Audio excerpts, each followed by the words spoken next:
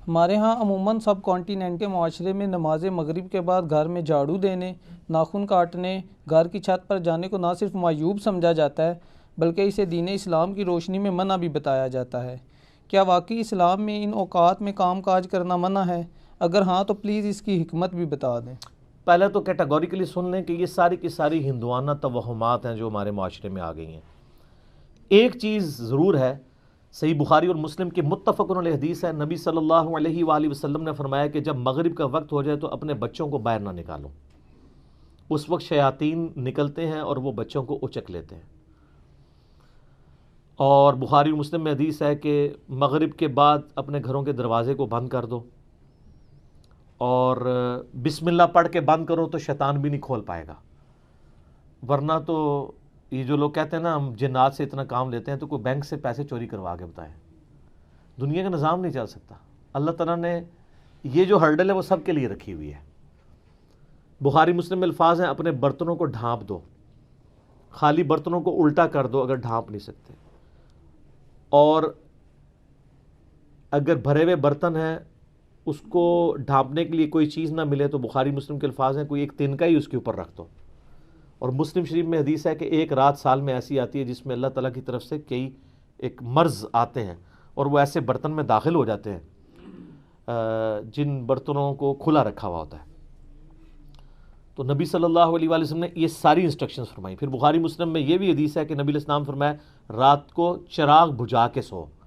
بعض اوقات آپ علیہ السلام نے فرمایا کہ جو وہ چوہا ہے وہ دیے کی بتی کو لے جاتا ہے اور گھر میں آگ لگ جاتی ہے۔ بلکہ بخاری مسلم میں یہ بھی موجود ہے کہ نبی علیہ السلام کے مبارک زمانے میں ایک گھر کو آگ لگی اور سارے گھر والے جل گئے، اور وہ اسی طرح لگی تو آپ علیہ السلام نے منع فرمایا۔ اور اس کو آپ آج کل کے اعتبار سے دیکھ لیں، یہ سوئی گیس کے ہیٹر یا اور بھی آگ والی کوئی بھی چیزیں رات کو بند کر کے سونا چاہیے۔ آئے دن ابھی تک واقعات ہو رہے ہیں کہ لوگ مرتے ہیں۔ لوڈ شیڈنگ ہوتی ہے، جب گیس آتی ہے تو آٹومیٹک ہیٹر تو آپ کو پتہ ہے 15-20 ہزار روپے کا ملتا ہے۔ ہمارے جو عام 2,500-3 ہزار والے ہیں ہیٹر، یہ تو جب گیس آئے گی تو دوبارہ چلنا شروع ہو جائیں گے، اور ظاہر ہے وہ پائلٹ بھی بجھ گیا ہوتا ہے۔ ایک ظلم تو یہ کر رہے ہیں نا، اتنی گیس لے جاتے ہیں کہ پائلٹ بھی نہیں چلتا۔ اگر پائلٹ جلتا رہے نا تو دوبارہ گیس آئے تو ہیٹر چل اٹھے۔ اسی طریقے سے آج کل آپ کو پتہ ہے وہ چونکہ پائلٹ جو کہ بھی گیس نہیں رہتی ہے تو وہ گیزر بھی رات کو بند ہو جاتے ہیں، ورنہ پہلے جو لوڈ شیڈنگ ہوا کرتی تھی نا اس میں پائلٹ بند نہیں ہوتا تھا، اتنی گیس ضرور رکھتے تھے تو رات کو جب صبح فجر کے وقت جب گیس واپس آتی تھی تو دوبارہ گیزر، اب تو روزانہ گیزر بھی آن کرنا پڑتا ہے۔ آٹومیٹک تو تھوڑے لوگ ہی افورڈ کر سکتے ہیں، اتنے مہنگے ہیں۔ تو یہ چیزیں ضرور ہیں۔ باقی یہ توہمات ہیں کہ جی گھر کی منڈیر پہ کوا بیٹھ جائے تو مہمان آ رہا ہے، کالی بلی راستہ کاٹ دے تو یہ کوئی نحوست ہے، شیشہ ٹوٹ جانے کو نحوست سمجھتے ہیں۔ اچھا کہتے ہیں جوتی پہ جوتی چڑھی ہو تو سفر لکھا ہے، تو میں اکثر کہتا ہوں میری جوتی پہ جوتی چڑھا دیں آپ روزانہ کے لیے، میں تو جاتا ہی نہیں ہوں کہیں۔ اس طرح سفر نہیں ہوتا، آٹومیٹکلی بھی کئی بار میری جوتی پہ جوتی چڑھی ہوتی ہے، میں تو مہینوں نہیں نکلتا ہوں، ضرورت ہی نہیں پڑتی۔ تو یہ ہیں ساری چیزیں جو توہمات سے تعلق رکھتی ہیں، اور نبی علیہ السلام نے ان چیزوں کو کنڈیم فرمایا۔ قرآن حکیم میں واضح آیت ہے، سورہ بنی اسرائیل میں 36 نمبر آیت، جو 10 کمانڈمنٹس آئی ہیں نا، 9th کمانڈ ہے وَلَا تَقْفُ مَا لَيْسَ لَكَ بِهِ عِلْمٌ إِنَّ السَّمْعَ وَالْبَصَرَ وَالْفُؤَادَ كُلُّ أُولَٰئِكَ كَانَ عَنْهُ مسؤولا۔ اے انسان کسی چیز کی پیروی اس وقت تک مت کر جب تک کہ تیرے پاس اس کے بارے میں ڈیفینیٹ علم نہ آ جائے۔ بے شک کان، آنکھیں اور عقل، دل یا دماغ کوئی بھی چیز، عقل، اس کے بارے میں تم سے پوچھا جائے گا۔ ان 3 چیزوں کو استعمال کر کے تم نے حق بات تک پہنچنے کی کوشش کیوں نہیں کی؟ اور یہ زلزلہ کیوں آتا ہے؟ اور یہ گائے نے ایک سینگ کے اوپر زمین اٹھا رکھی ہے، جب تھک جاتی ہے دوسرے پہ اٹھاتی ہے تو زلزلہ آ جاتا ہے۔ اب یہ توہمات ہیں، وہ کتنی بڑی گائے ہے، کدھر ہے، سب جھوٹ ہے۔ اسلام ان چیزوں کو نہیں مانتا، یا سائنس پروف کر دے مانیں گے۔ ایکوائرڈ نالج بھی ڈیفینیٹ ہے، ریویلڈ نالج بھی ڈیفینیٹ ہے، لیکن ایکوائرڈ نالج وہ جو یعنی سرٹیفائیڈ ہو تجربات سے۔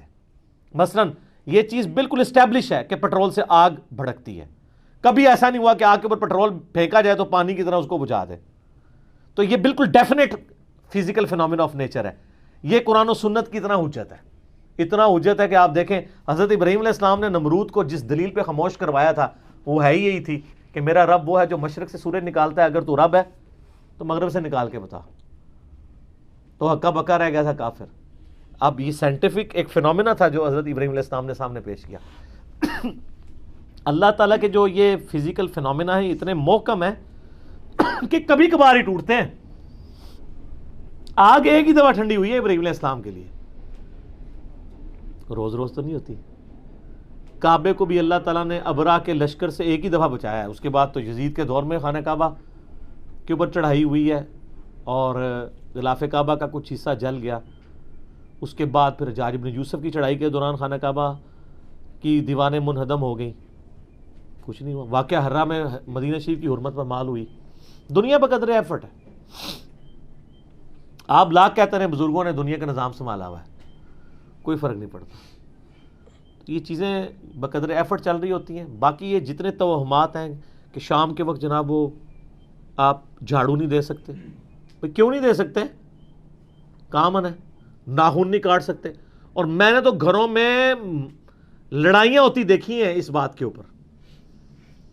خاوند بیویوں کو ڈانٹ رہے ہیں، مائیں بچوں کو ڈانٹ رہی ہیں رات کے وقت کو ناخن کاٹ لے، اور ان سے یہ پوچھیں کہاں لکھا ہوا ہے تو نہ ان کو پتا نہ ان کو بتانے والوں کو پتا. سارے سنا کے سننی ٹنی پڑھا کے سننی بنو. اسلام میں کوئی ایسی چیز نہیں ہے کہ آپ اس کی بنیاد کے اوپر لوگوں کو مصیبت میں ڈال دیں. جو چیزیں منع کرنے والی تھی وہ کر دی گئی ہیں. وہ میں نے آپ کو بتا دیا کہ رات کے وقت بچوں کا نہیں نکالنا آپ نے، مغرب کے وقت وہ ساری چیزیں اپنی جگہ موجود ہیں.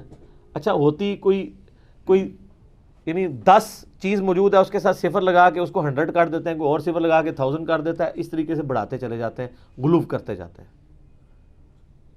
حقیقت میں وہ چیز بڑی تھوڑی ہوتی ہے. اس طریقے سے دین میں خود ایگزیجریشن کرنا، لڑائی جھگڑے کرنا. بھائی صفائی تو نصف ایمان ہے. صحیح مسلم میں 534 نمبر حدیث ہے، صفائی نصف ایمان ہے. وہ صفائی کے لیے کوئی ٹائمنگ نہیں بتائے گی، جس وقت مرضی آپ کریں صفائی. اچھا جن چیزوں میں ٹائمنگ بتائی تھی اس میں کوئی فالو نہیں کرتا. سورہ نور اٹھا کے دیکھیں، اللہ تعالیٰ نے 3 اوقات میں کسی کے گھر جانے سے منع فرمایا. ارلی ان دا مارننگ، دوپہر کے وقت اور رات کے وقت. تو مجھے تو بڑا غصہ آتا ہے ایسے لوگوں پہ جو عشاء کے بعد جو ہے وہ مہمان بن کے تو منہ اٹھا کے آ جاتے ہیں. تو میں تو بالکل اسٹریٹ فارورڈ ہوں. میں دروازے پہ آ کہتا ہوں نہیں میرا ٹائم نہیں جی، انشاءاللہ پھر ملیں گے. اس کو لوگ بد اخلاقی سمجھتے ہیں، حالانکہ یہ عین اخلاق ہے، یہ میرا حق ہے. مس بیل نے بار بار دینا ایک بہت ہے. مجھے ضرورت ہوگی میں دوبارہ کال کر لوں گا، اگر نہیں کرنی 50 کے بعد بھی نہیں کروں گا. آپ کو کسی نے حق نہیں دیا کہ آپ میری زندگی میں انٹرفیئر کریں. بخاری مسلم میں حدیث ہے، نبی علیہ السلام فرمایا اگر کوئی کسی کے گھر میں جھانک رہے نا اور وہ آگے سے نیزہ مار کے اس کی آنکھ بھی نکال دینا، اس پہ کوئی قدغن نہیں ہے.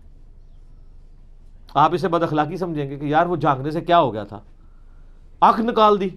بھئی اسلام تو یہی کہتا ہے، سختی ہے. خود نبی علیہ السلام نے ایک صحابی کو یہ کہہ دیا تھا کہ اگر میں جان رہا ہوتا تو میں تیرے ساتھ کر دیتا. حتیٰ کہ بخاری مسلم میں یہ بھی حدیث ہے کہ دروازہ کھٹکھٹاؤ، دستک دو، جواب آ جائے تو ٹھیک 3 دفعہ، ورنہ واپس چلے جاؤ، اس بات کا برا بھی نہ مانو. یہ کیوں ہے؟ کوئی اگلے کی مرضی نہیں ہے، نہیں ملنا چاہتا آپ سے، کیوں آپ اس کو مجبور کر رہے ہیں؟ تو یہ سب کی سب چیزیں ہمارے معاشرے میں توہمات چل رہی ہیں. انہی میں سے یہ بھی ہے. اسلام یا ایکوائرڈ نالج کو مانتا ہے یا ریویلڈ نالج کو. سر پھر گورے کو اسلام ہے نا. گورے کو آپ کہہ دینا کالی بلی آگے سے راستہ کاٹ دے تو نحوست ہے، وہ مانے گا؟ ایمانداری سے مجھے بتائیں. نان سینس، کیا بات کر رہے ہو؟ نہیں مانے گا. آپ کے اعتقادات جو ہیں وہ گوروں سے بھی گئے گزرے ہیں.